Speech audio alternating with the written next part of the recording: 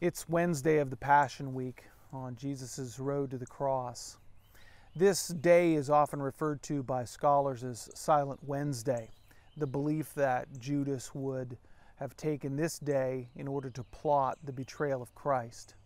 Now, while that's debatable, what is not debatable is the fact that Judas did betray Christ. So whenever that occurred, this day historically has been set aside for the activity of that time.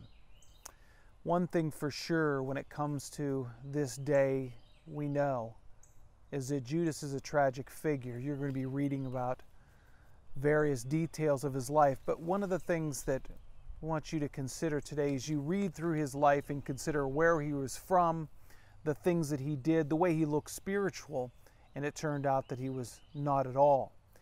It brings up a scary reality that there can be people who claim to be followers of Jesus when what they're really doing is getting something from Jesus.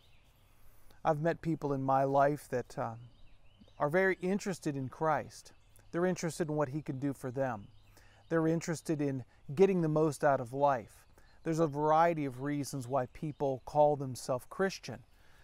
But what you'll see today is in the life of Judas, he slipped under the wire. No one saw him at the Last Supper as being the one who would betray when Jesus cited it. Judas was all about himself. And when push comes to shove, it was all about him getting something out of his relationship with Jesus because Jesus wasn't enough for him. So as you read this time, examine your heart. Pray for somebody who says they're a follower of Jesus, but they don't demonstrate any fruit.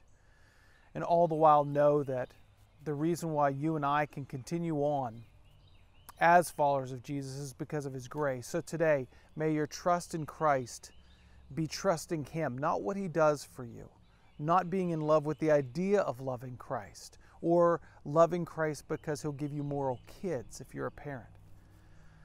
But find your hope in loving Christ for who He is.